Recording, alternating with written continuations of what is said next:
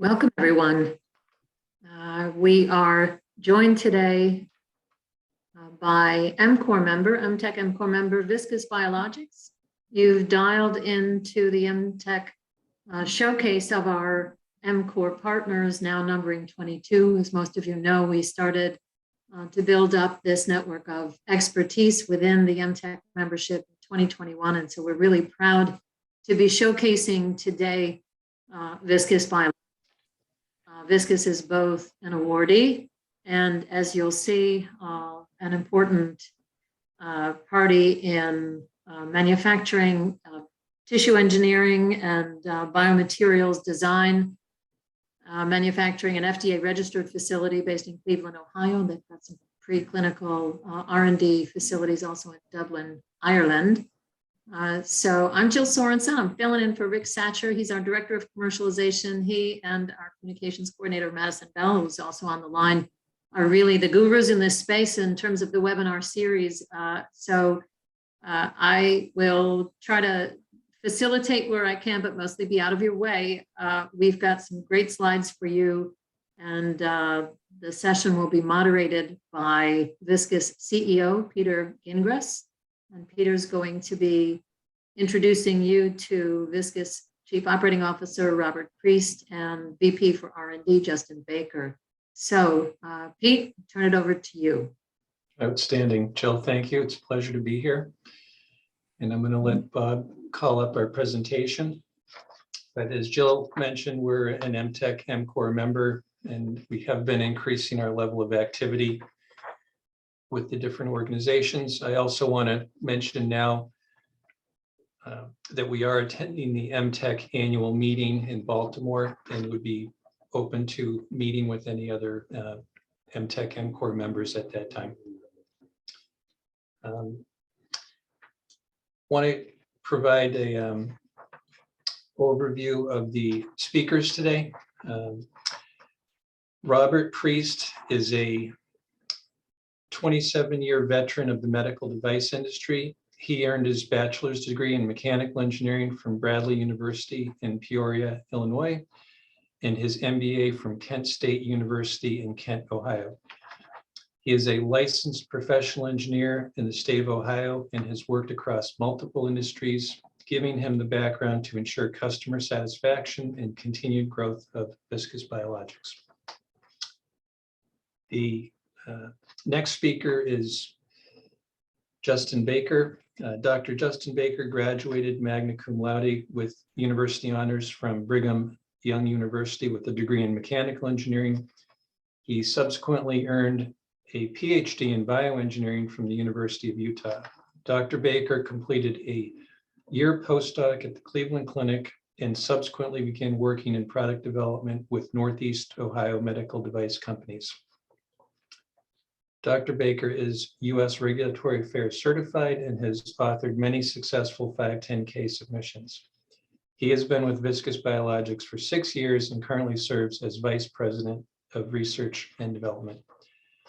So with that said, we're going to get into our presentation. I think both Bob and Justin have some really nice content. I'm going to give a quick overview on Viscus Biologics. So Bob, if you can advance to the next slide, please.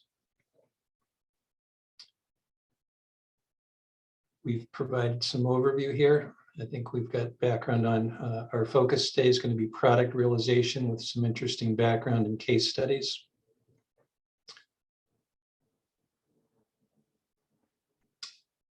Quick overview on the company. We position ourselves as a product realization company founded in 2012, and I'll go through some of our key milestones over the last 10 years. We specialize in natural polymer and extracellular matrix materials, both components, devices, and products that restore tissue to a healthy, functioning, and durable state. And we are a global company. We are very much US-centric with world headquarters in Cleveland. For several years now, we have been performing preclinical research in Dublin, Ireland, with support from Science Foundation Ireland.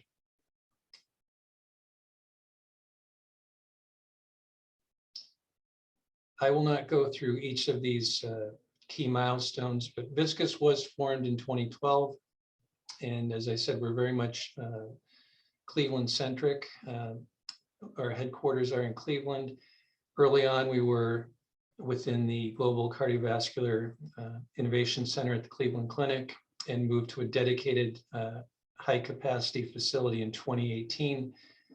Several of the milestones of the last 10 years relate to quality system infrastructure. We're ISO certified, 13485 certified from 2016, a variety of 510K clearances.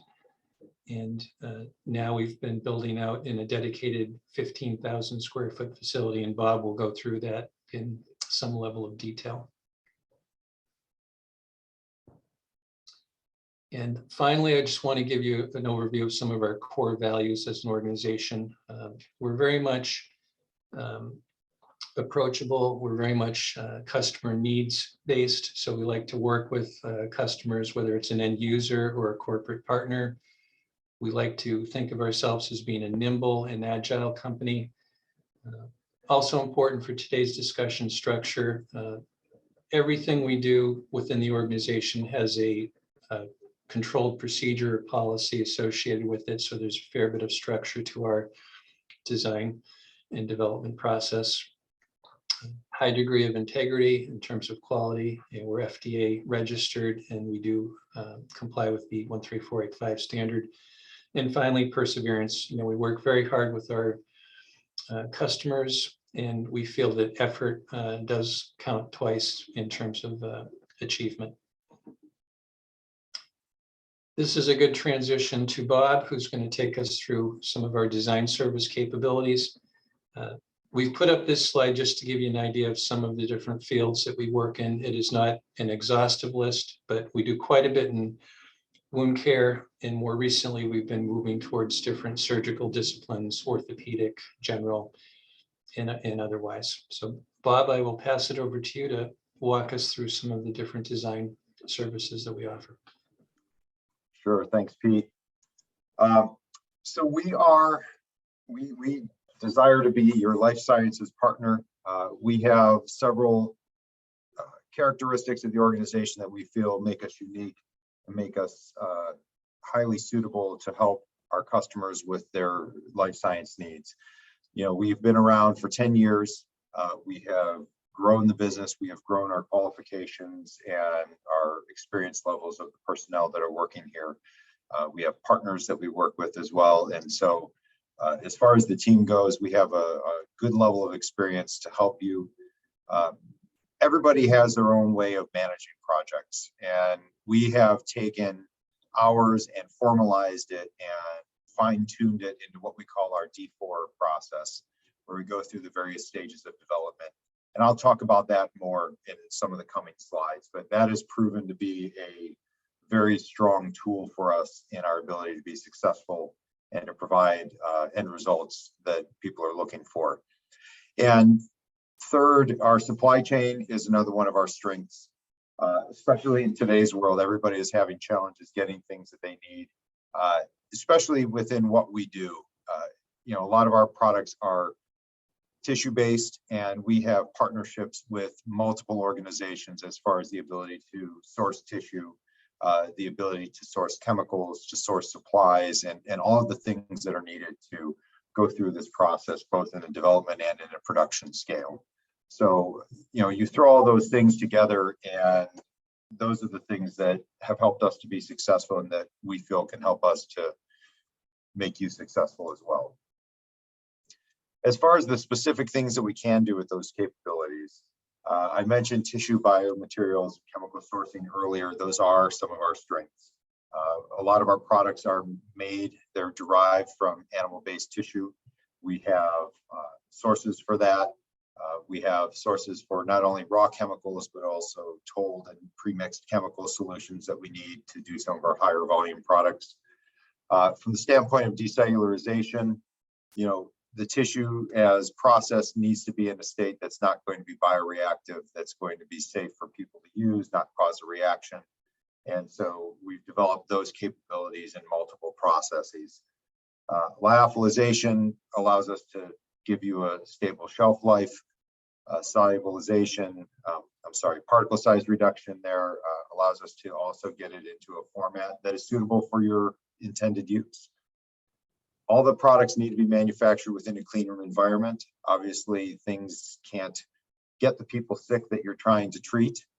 So we do our best to maintain a highly sanitized environment in there.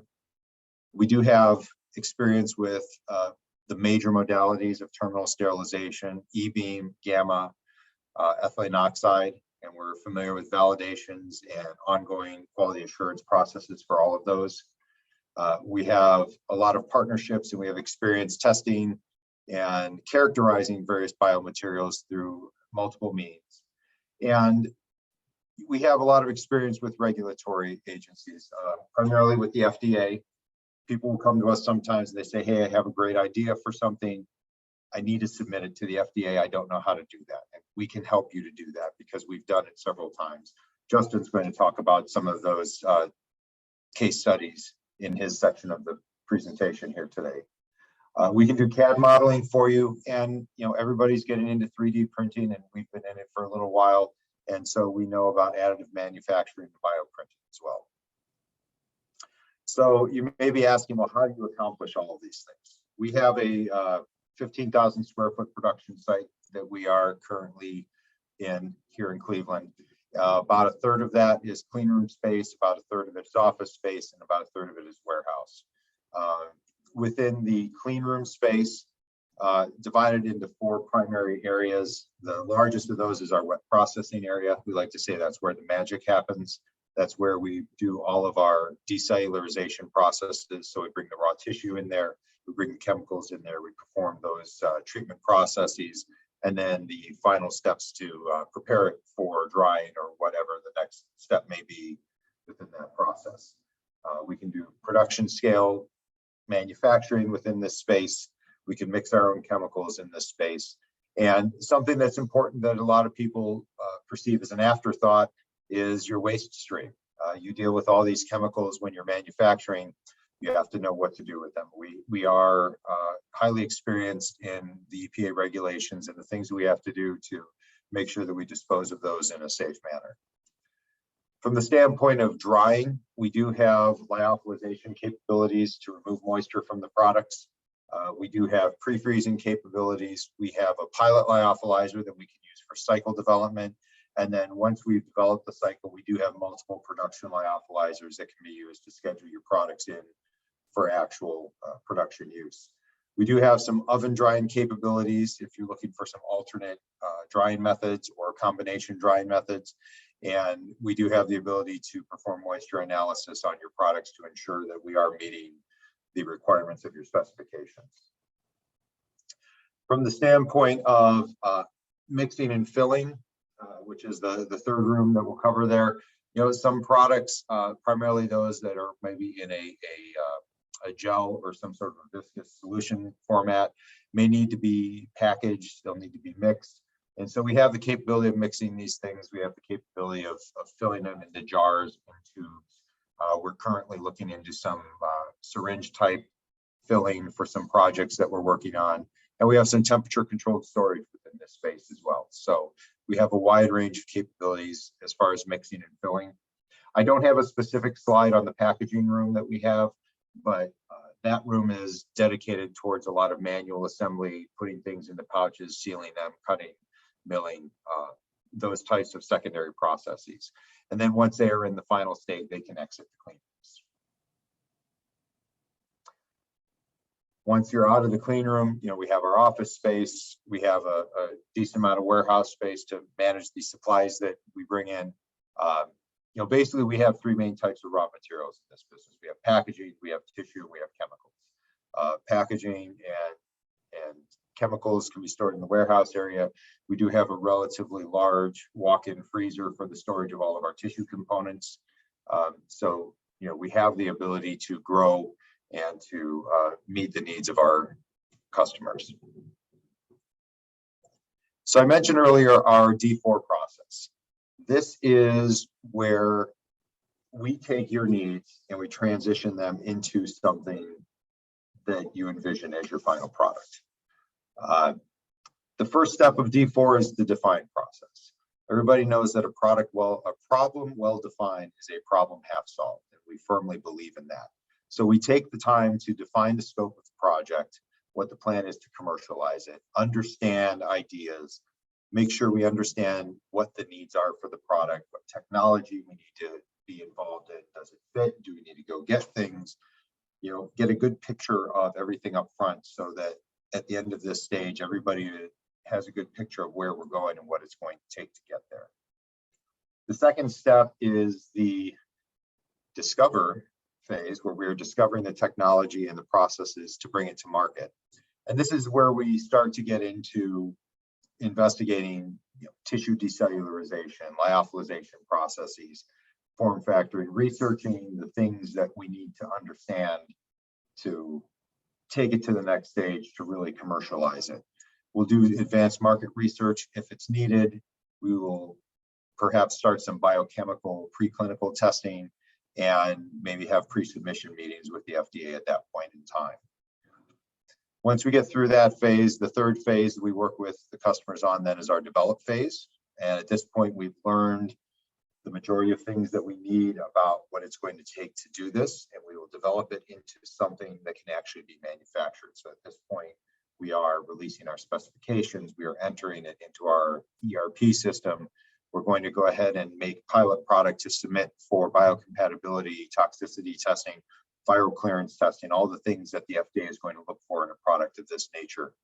We'll perform sterilization validation testing, we'll start your shelf life testing, and get to the point where we can actually get your regulatory submission into the FDA. And then finally, once we've established FDA clearance, then the goal is to deliver a finished end product that meets all of your needs, all the user needs, and the regulatory requirements that have been established.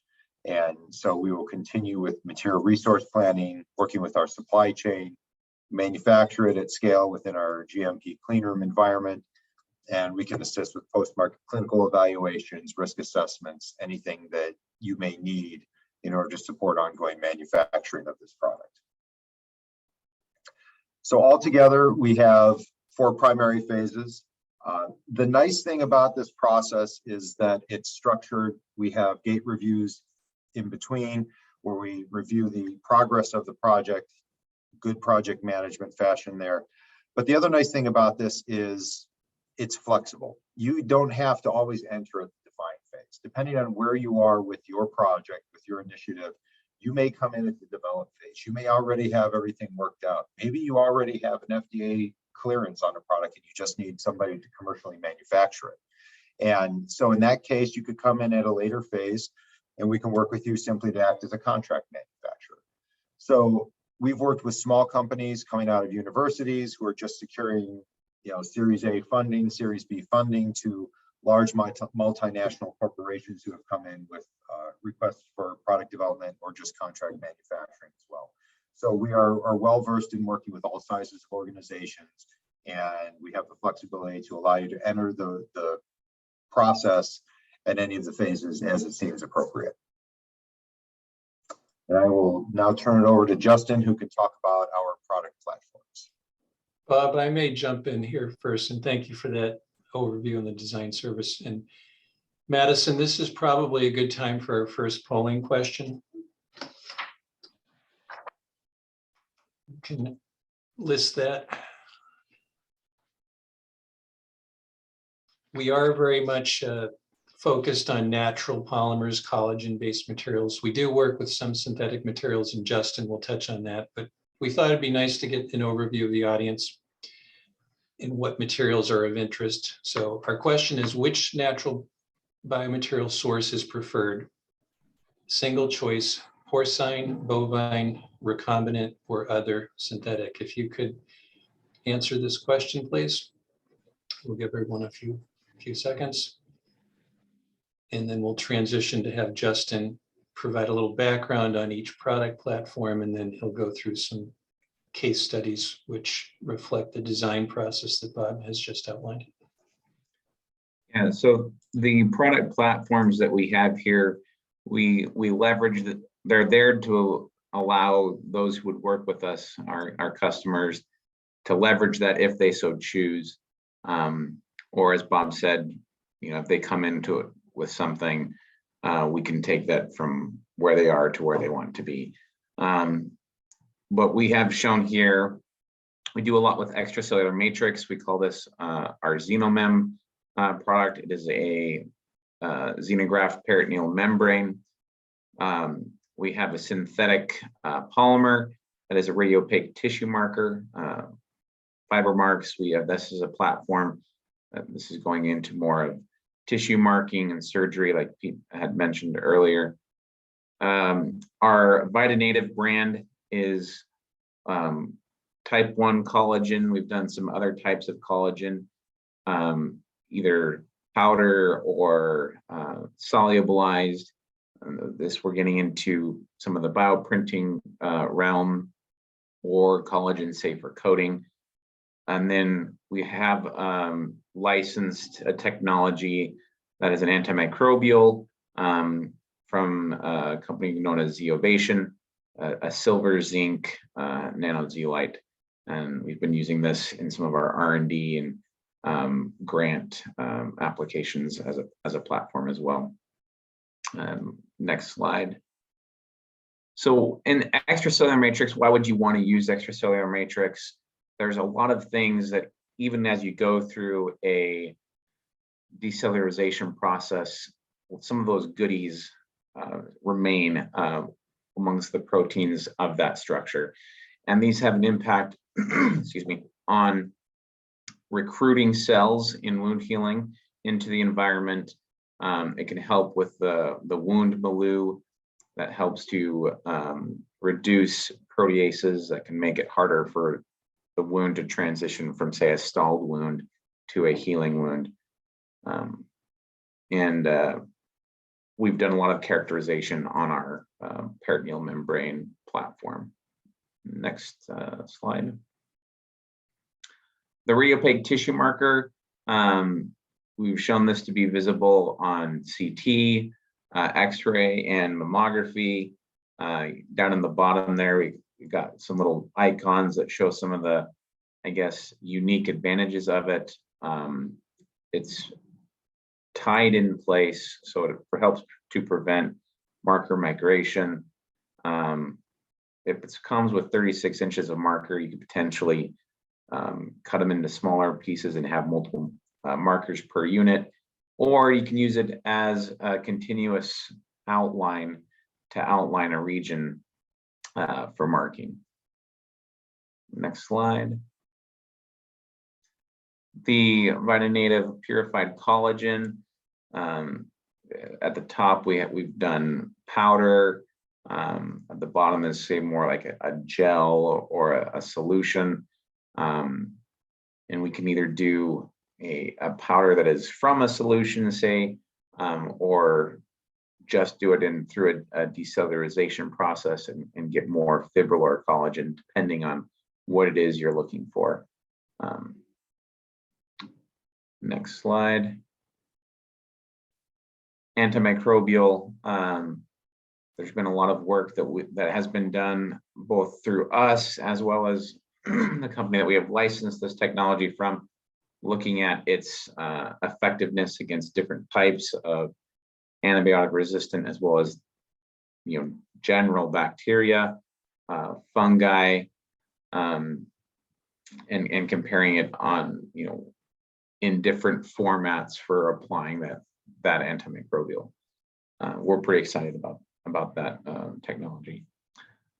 Here's some of the other tissue types that we have used and taken through our Xenomem decellularization process. We've worked with amnion, peritoneum I already mentioned, urinary bladder matrix is another common ECM matrix, and then cartilage as well. So if you are developing anything in those realms, we do have experience in that.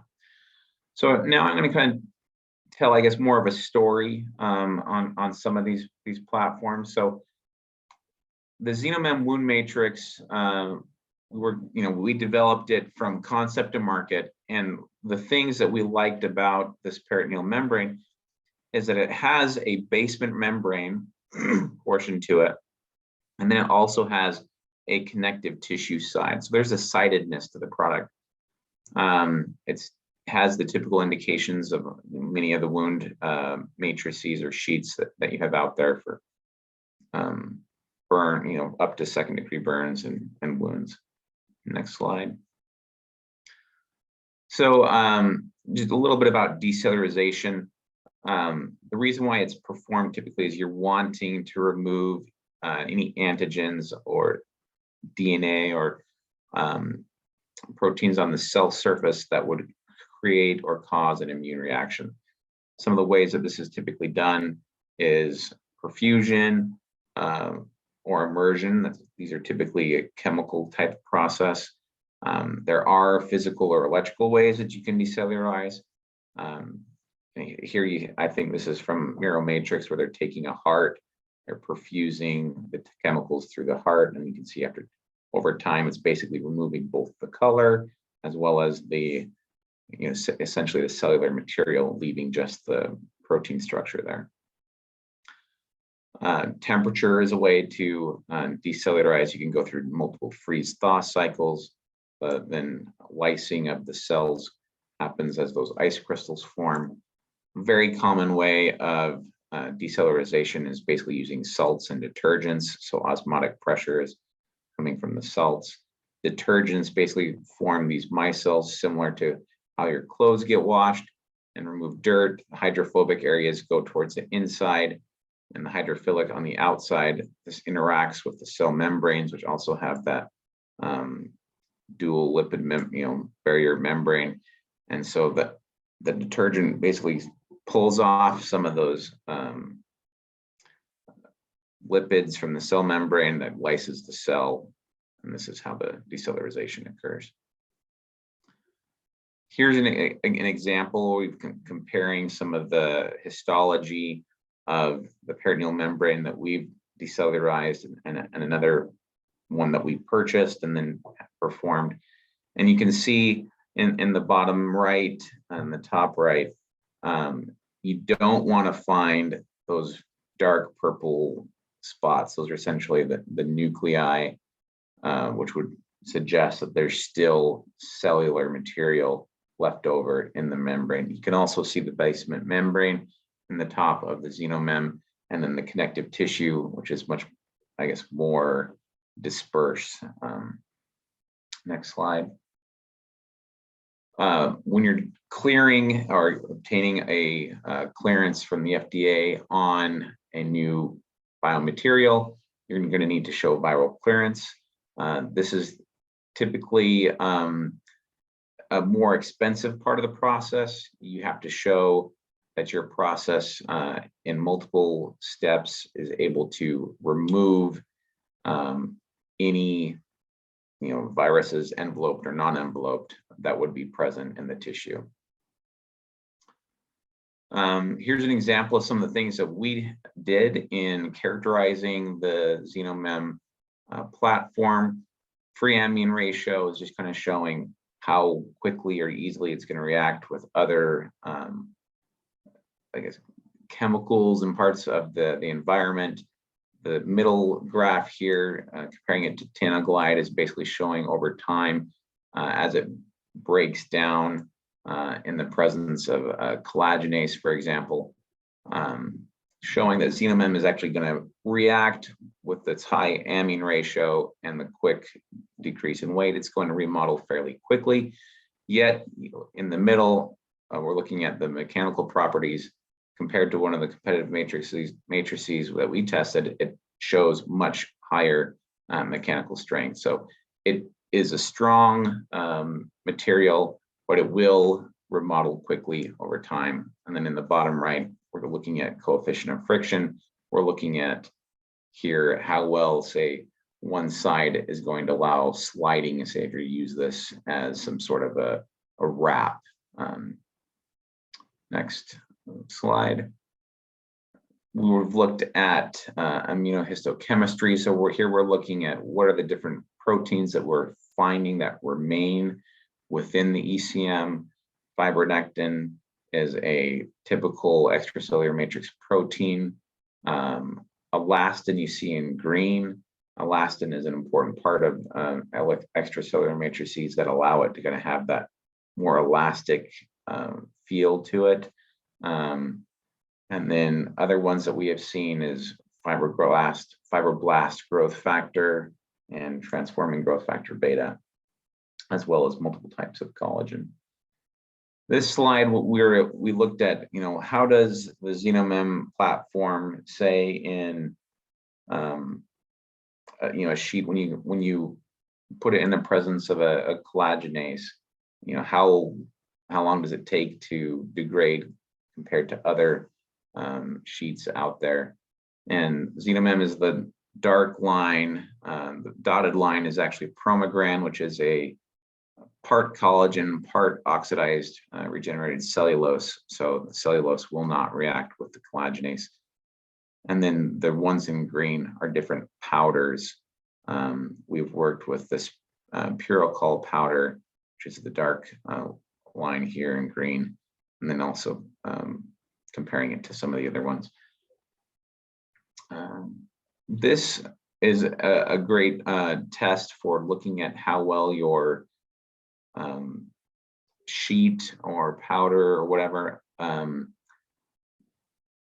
the impact it has on neovascularization. And neovascularization is how it impacts the growth of new blood vessels.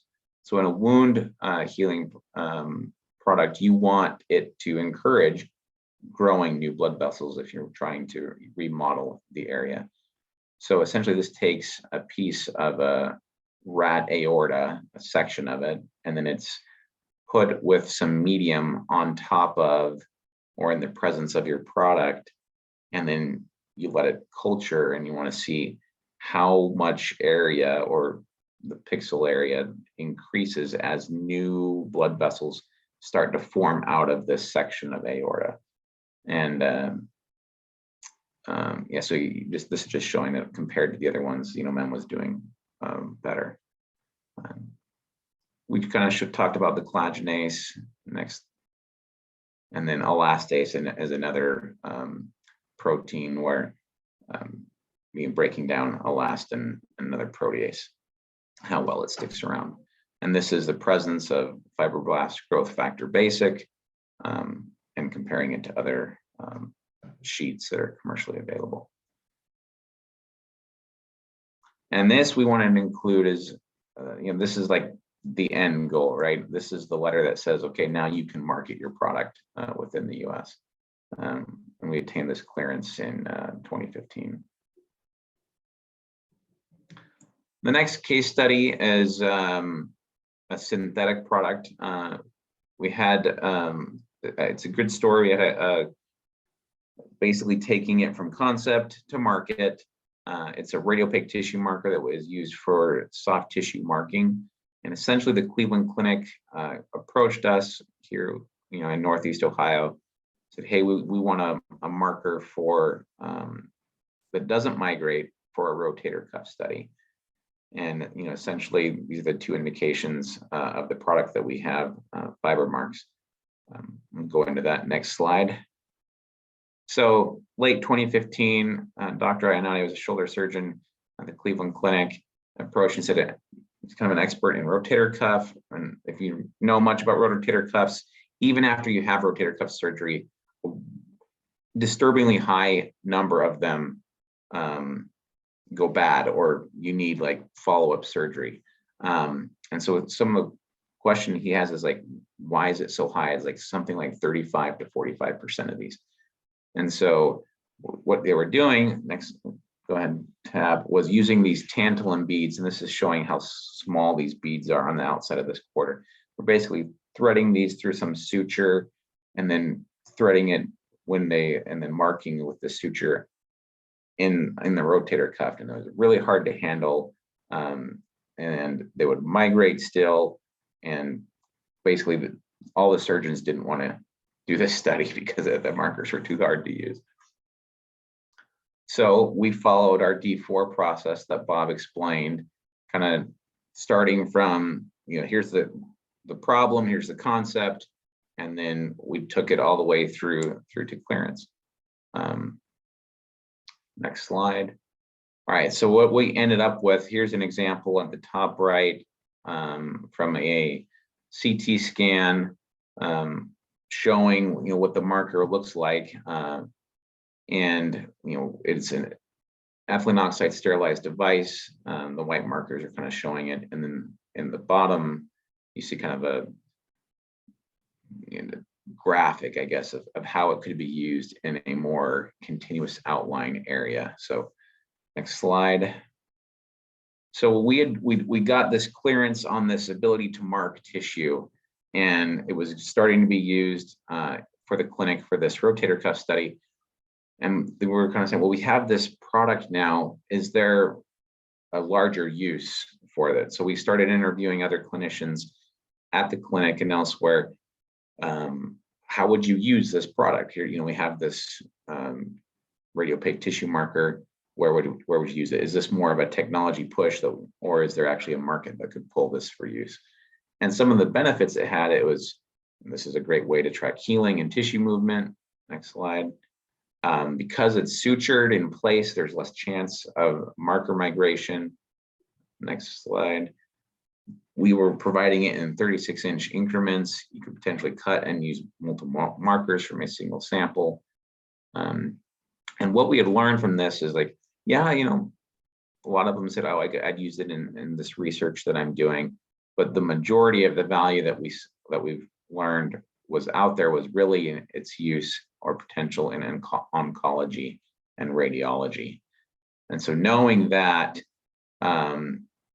the FDA has a different arm that reviews radiological devices. And so we said we need to go back to the FDA and expand our indications and see if we can allow it to be used to guide radiotherapy.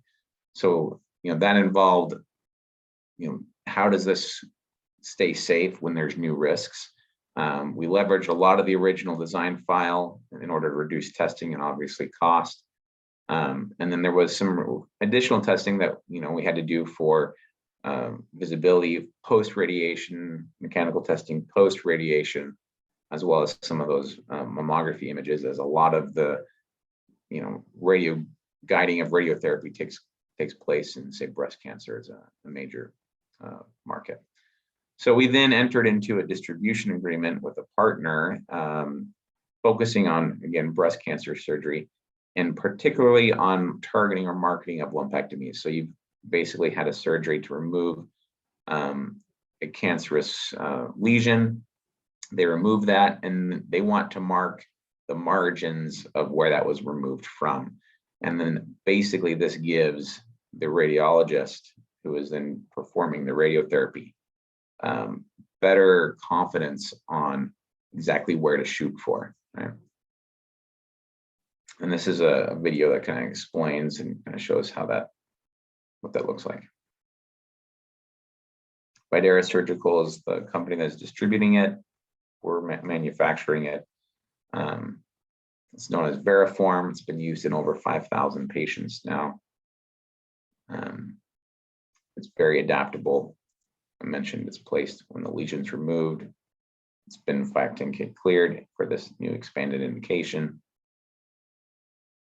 You can't feel it, which is a great benefit. Typically when they're doing these, they're putting in a metal clip that many of the patients can actually feel and palpate. So this is kind of showing how they're anchoring one side, and they're basically creating this three-dimensional outline of where that lesion was removed. And then they'll kind of show what that might look like for the radiologist after the patient's been closed up. So you're seeing that here in the top left. It's basically, instead of having to use, say, just the black mark in the bottom, which might be kind of like, oh, here's the air that was present, you're able to see, okay, where that marker is because of its radiopacity. All right, next slide. This gives an idea of the testing in order to get this product cleared, and what we're able to do. A lot of biocompatibility testing. There's sterilization and packaging validations, the 510(k) submission, private label manufacturing, an example with the distributor that we're working with. So we're able to do, and then these are the, you can now sell this. These are the 2 510(k)s that we have achieved for this product. Justin, I'm going to jump in. It's Pete. Bob, can you go back to that previous slide? We had a question from the audience on the deal structure with the Cleveland Clinic, and I'll provide a little background. So initially, we were approached by the Cleveland Clinic, and under a fee-for-service agreement, we brought it from concept through clearance. So we went through the entire D4 process that Bob outlined and made that product available for clinical use with the NIH study. We then licensed the platform back from the Cleveland Clinic, and we were able to use that product platform for the IYE, or guided radiation therapy, indication that Justin has outlined here, and our exclusive distributor for that indication is Videra Surgical. The product platform is still available for other fields of use, but it's a good example of how, we started on a fee for service with the customer and then licensed it back in, and we're able to leverage that platform with other customers across multiple fields of use or indications for use. So I think that provides a little more background. And going back to the platforms that were introduced, several of these, if not all of them, are available for multiple fields of use. So we have that platform and all of the work and research that has gone into that can be leveraged with the partner for a specific field of use. And this is a good example of the tissue marker and how we're able to leverage that. It started with marking tissue for NIH study, but we found for guided radiation therapy for breast tissue, it's better medicine. You don't have to do whole breast irradiation. You can be very focused, and you can actually do it for shorter periods of time. So it creates a great deal of value for the healthcare system, and it's better medicine for the patient. So hopefully I've answered the question from the audience there. And I'll let Justin continue. Thanks. You'll notice on that last slide, there's a Mr. Youngvert. We have also worked with third parties for review of 510(k)s. So we've got experience with that as well. And Justin, why is that important? It makes it so, one, your application is much more of a slam dunk because it's basically getting reviewed by that review group before it even goes to the FDA.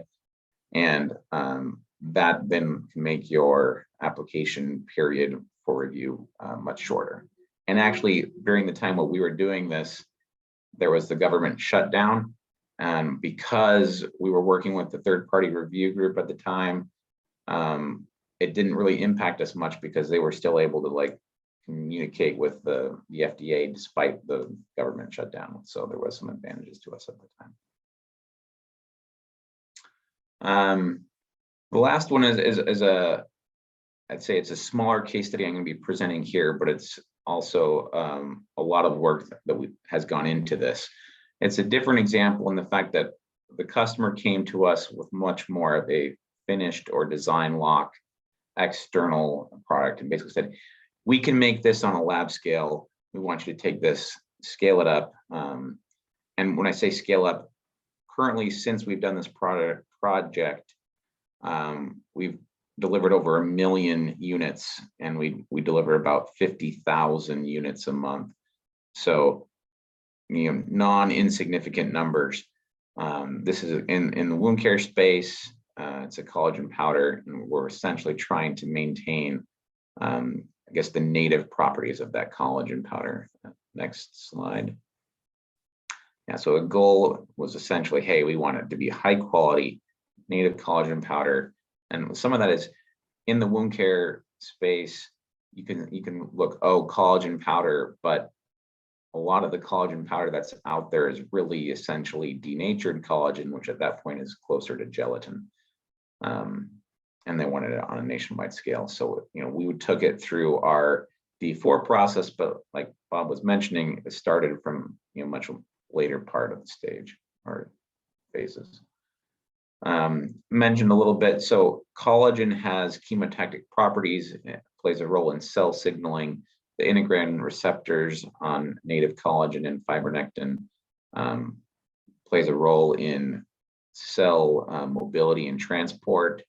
And that native collagen actually can act as a sacrificial substrate in wounds that allow it to reduce harmful proteases, which then can change the inflammation pattern in your wound and help it move towards healing.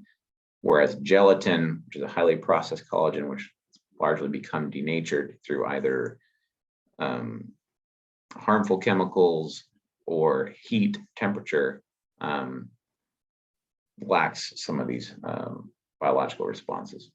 So we had to address customer requirements for this project in order to meet packaging and handling of the powder, flowability of that powder, and then how to take it from a lab scale small volume to large volumes, and we do that in our wet processing area where that magic happens. Next. And slide. Justin, sorry, if you could just go back again, Bob, thank you.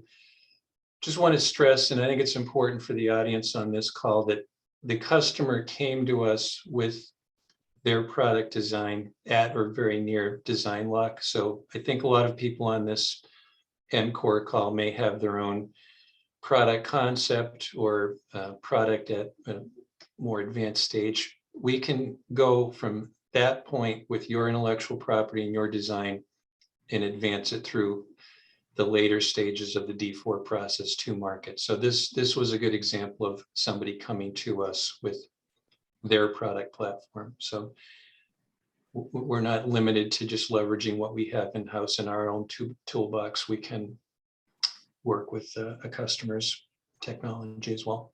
Just wanted to make sure that that was clear on this. Thank you. Next slide. This is our NASCAR slide. So these are what are the organizations that we are a part of, people that we have worked with, as well as in the academic realm as well.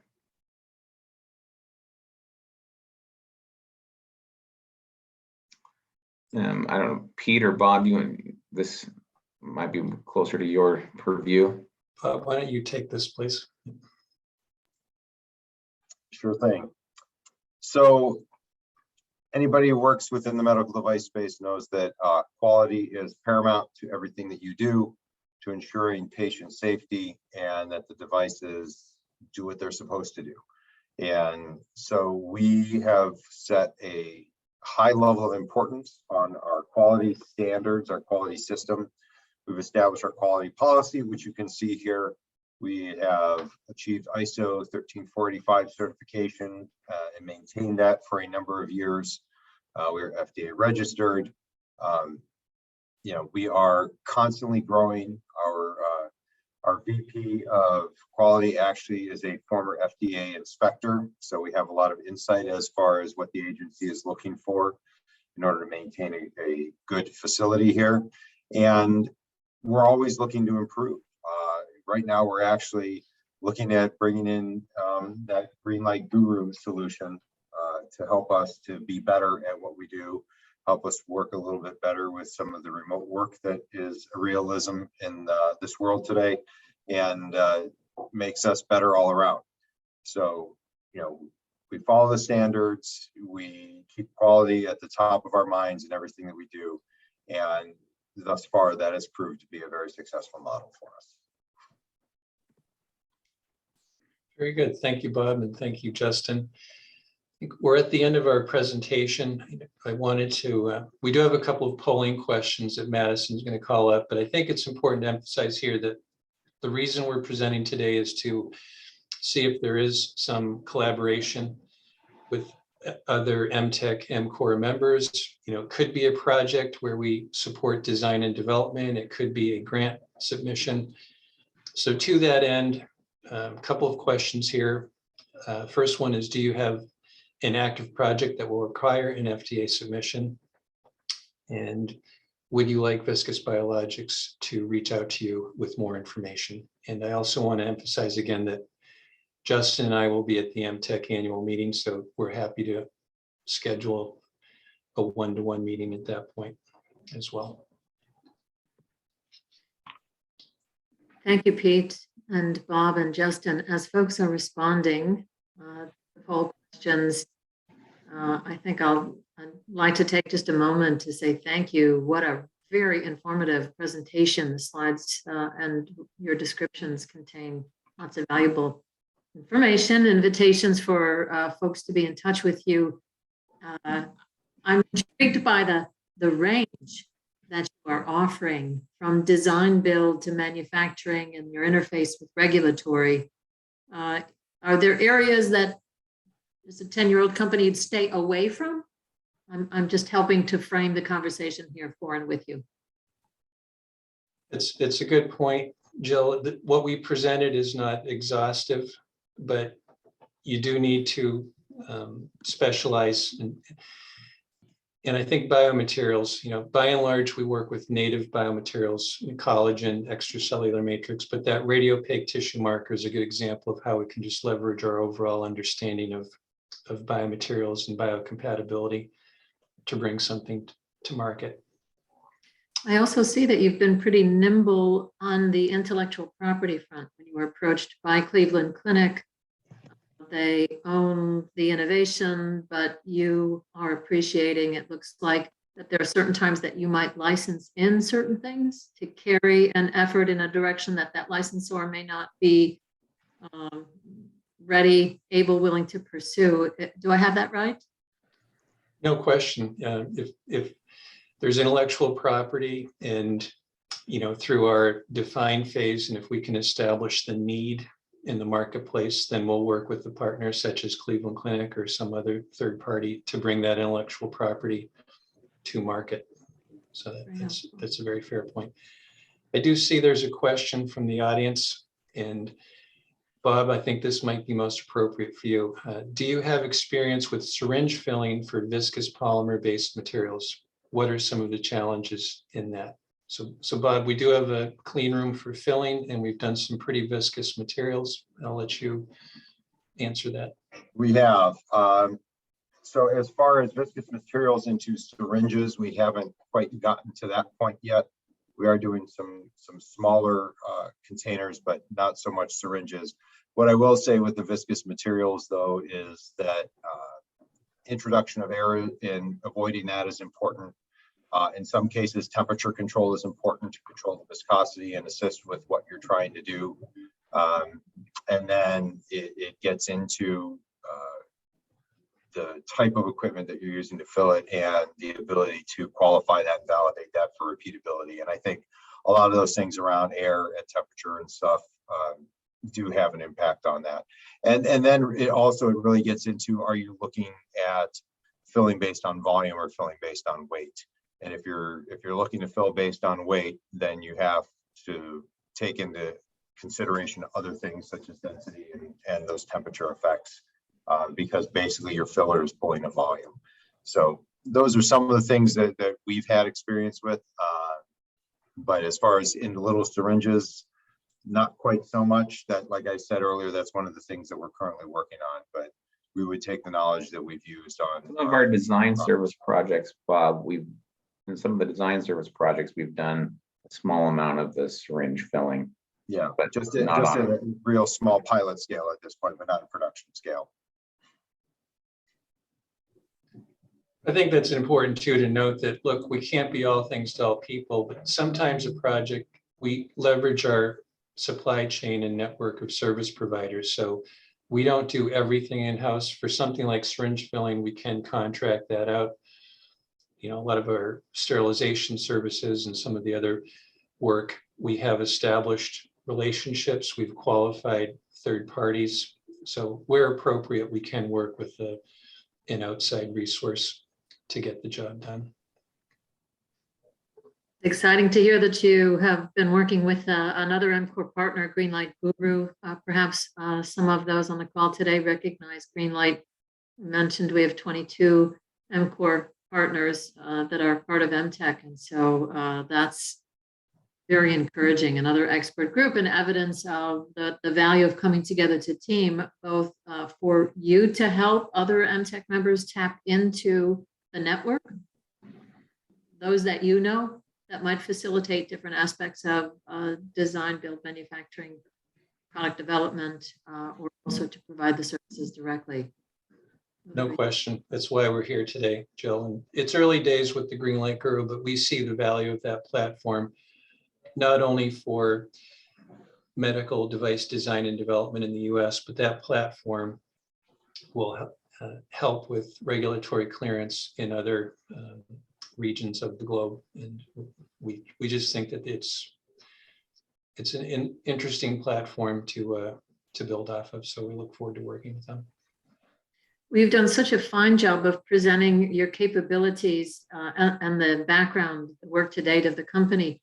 Any asks that you have for those that have dialed in? Any areas of interest or things that pique your own curiosity, interest as a company?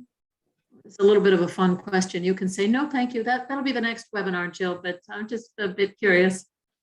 I'll put in 2 cents here. I'll say that, you know, with the MTech group, we put in a number of MTech proposals for some of the grants, but we're always willing to collaborate as a subcontractor, or, you know, if you have a project where, you know, you've seen a value here as something that we can give, and you're submitting, you know, a proposal to an MTech grant, do not be afraid to reach out to us. Wonderful. Wonderful. Well, Pete, I see no other questions in the queue, right? We'll give folks, we're approaching the end of the hour. Had a thorough review. If there are no other questions, I'll say another heartfelt thank you. Great to hear from you. This webinar is recorded. As a reminder for those attending, the recordings made available, Madison will be placing as soon as it's ready to queue up in the member portal of MTech. It's there for a minimum of 12 months. Viscus may want to redo in 12 months and update information for all of us. But dial in, you can review the slides, attendees, and we look forward to continuing the discussion with all of you. Pete? Bill and Madison, thank you very much. We appreciate the audience and their attention. And Bob and Justin, thanks for your time in supporting this presentation as well. We look forward to getting feedback. Thank you. All right. Thank you, everyone.